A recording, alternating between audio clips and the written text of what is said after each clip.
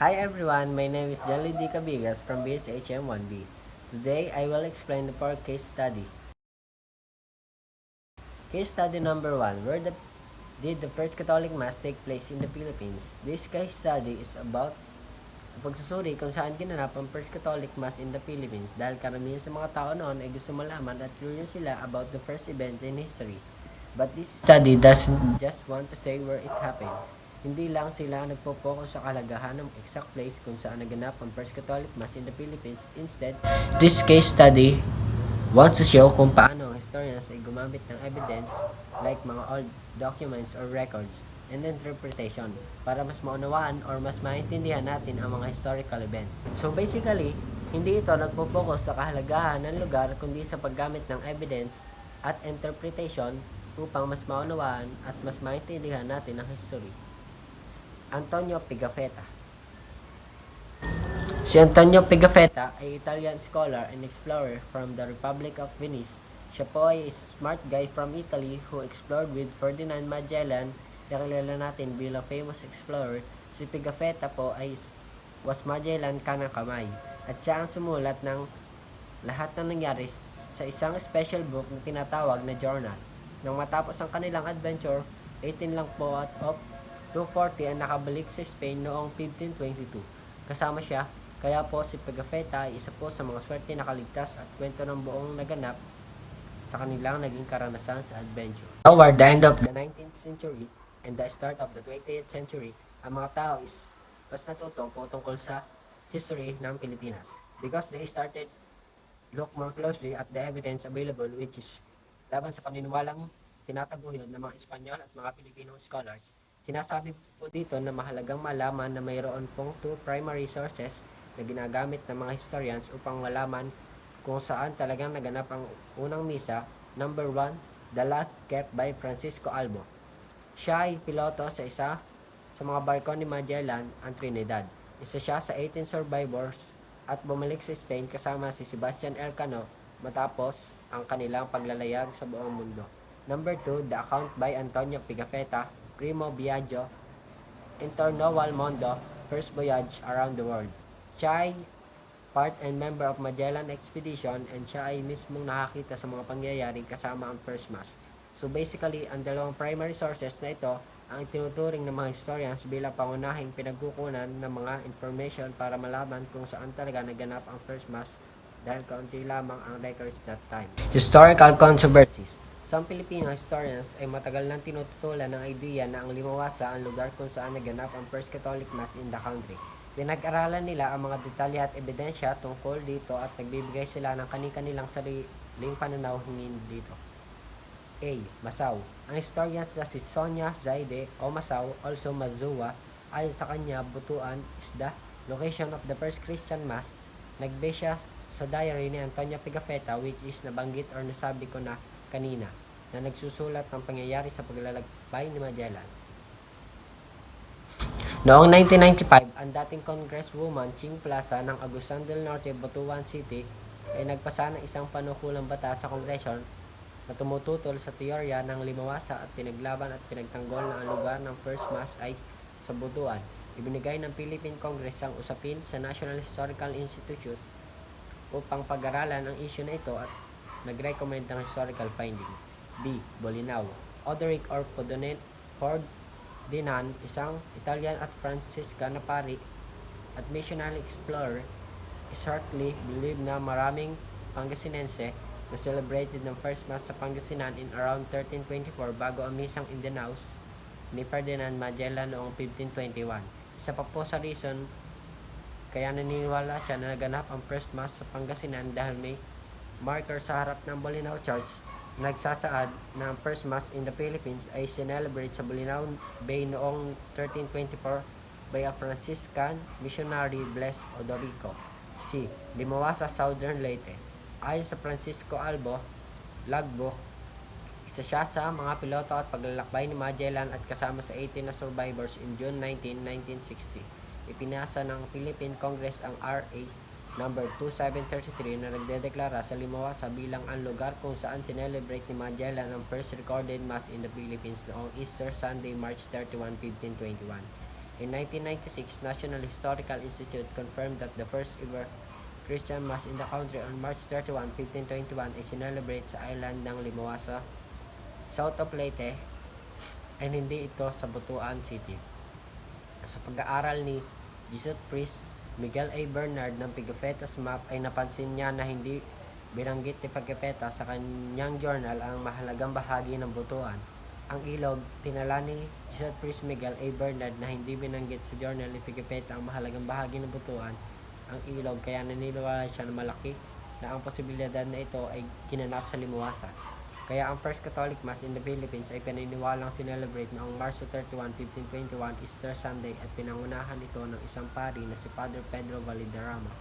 Sa taon ng Mazua, sa journal ni Pigafetta na pinaniniwalaan ng mga tao na sa taon ng Limaosa in Southern Leyte, kilala ito bilang birthplace of the Church in the Philippines.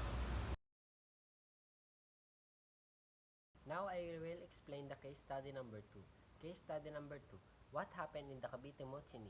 Sinasabi dito na in 1872 naganap ang Cavite Mutiny, kung saan po isang grupo ng mga sundalo ay nag-aklas sa Fort San Felipe sa Cavite na nagresulta po sa notable for the martyrdom sa pagkukulong at pagpapatay sa tatlong paring tinatawag na gumbursa. Ang kanila pong pagkukulong at pagbitay ay nagresulta po sa pagkadismaya ng Spanish colonial rule. Ang pangyayari rin po ito ay isa po sa naging memorable sa kasaysayan ng mga Pilipino. Sa pangyayari po ito, nagkaroon po ng iba't ibang mga perspective at interpretation ang mga tao na naging way po sa pagmulat ng mga Pilipino among their nationalism. So basically, ang Cavite Mutiny ay nagkaroon ng malaking role sa naghubog upang maging conscious ang Filipino people that time, and naging way rin ito para sa kanilang desire na kalayaan from Spanish colonial rule.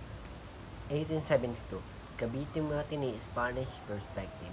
Sinasabi po dito na sa perspective ng mga Spanish noong 1872 Cavite Mutiny ay tinuturing isa sa pag-aaklas na isinaayos ng mga Indios o mga Pilipino na mayroon pong layunin na pabagsakin or overthrow ang Spanish government sa Pilipinas. Ito ay inulat o sinabi ng kanilang Spanish historian na si Jose Montero y Vidal. Meanwhile, in Governor General Rafael Izquierdo's official report ay ibinigyang diin ang pangyayari ng Cavite Mutiny at ginamit ito para ma-implicate the native clergy na active in the call of secularization o paghiwalay ng simbahan at estado. Ayon po sa two Spaniards, naniniwala po sila na ang pag-aaklas ay part ng isang big conspiracy among educated leaders, mestizos, abogados or native lawyers, residents of Manila and Cavite, and the native clergy. Sinabi po nila na may layunin alisin ang mga mataas na opisyal na Spanish. According po to the accounts of the two, on January 20, 1872, the district of San Paloc po is nag-celebrate ng Fiesta of the Virgin of Loreto. Since fiesta po iyon, ang mga participants po sa fiesta ay nag-celebrate na occasion with the usual fireworks display. So sa Cavite naman po ay inakala na ang mga paputok ng fireworks ay sent for the attack. And ayun naman sa napagkasunduan, 200 men na sundalo na pinamunuan ni Sergeant Lammarid ay umatak targeting the Spanish officers at site and seized the arsenal. Kagad naman pong umaksyon si Governor General Izquierdos.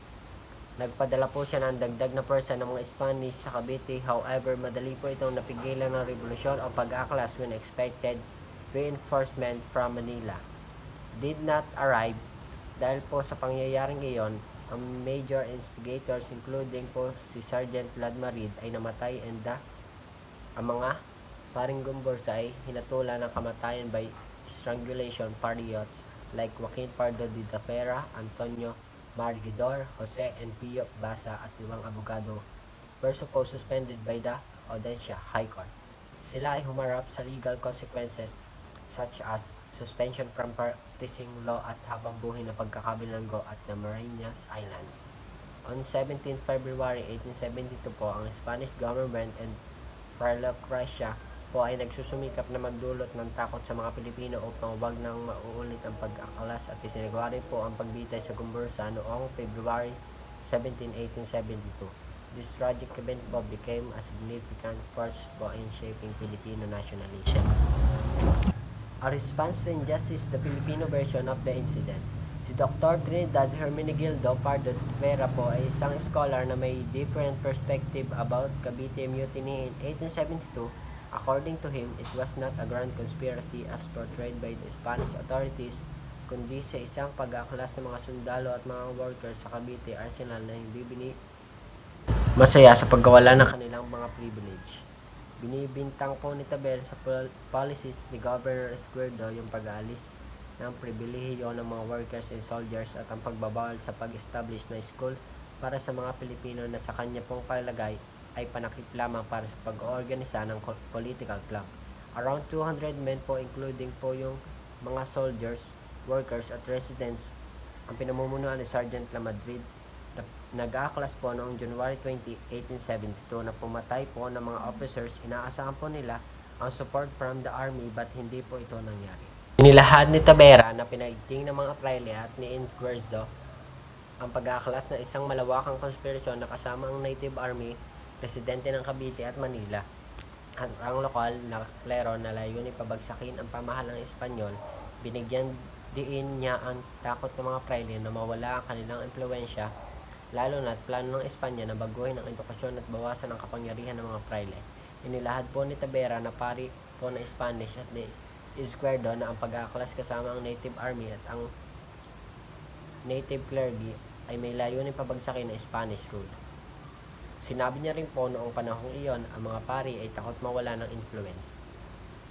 Despite po ng lack investigation, Spanish government po ay naniniwala ng conspiracy ay pagdudulot ng matinding punishment. Sinasabi po dito na ang mga educated men po nakasali sa pag-aaklas ay hinatulan ng habang buhay na pagkakabilanggo at ang native clergy including po ng Gumbursa. Ang episode pong ito ay nag-udyok ng nationalism, eventually contributing to the Philippines Revolution of 1896. Ang French writer na si Edmond Chot ay sumasang-ayon sa perspective ni Tabera that emphasizing discontentment among arsenal workers and soldiers as the primary cause ng pag-aaklas. Case study number 3. Did Rizal retract? Alam naman natin na si Jose Rizal ang ating kinikilalang ating national hero of the revolution dahil sa kanyang mga sinulat. Sinasabi dito na si Rizal ang dahilan para matigil ang pag-colonial rule at dahilan po upang mapalaya ang mga Pilipino sa pamamagitan ng pagsusulat laban sa mga praile at sa simbahang katoliko sa Pilipinas. Sa ginawa niya na maaari pong magdulot ng malaking pinsala sa kanyang imahe as a prominent Filipino revolutionary.